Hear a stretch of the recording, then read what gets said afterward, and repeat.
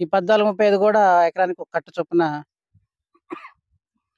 పొలంలో చిమ్మేయడం జరుగుతుంది. ఎందుకంటే, ఈ చిమ్మటం వల్ల 4 రోజులు వర్షం పడ్డా సరే, ఏదైతే ఈ క్రాప్ మీద ఉందో, ఈ క్రాప్ డ్యామేజ్ గాకుండా ఉంటుంది.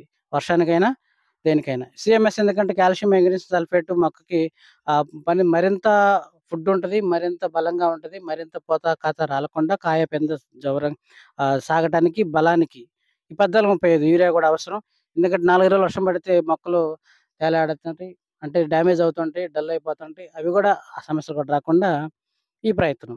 ఖచ్చితంగా మన రైతులు ఎవరైతే ఉన్నారో, ఈ ప్రయత్నం చేయాలి. చేసి తీరాల్సిందే.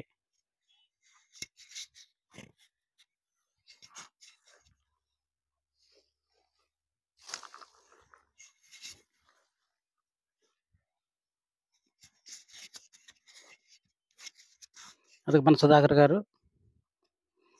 సీఎంఎస్ మరియు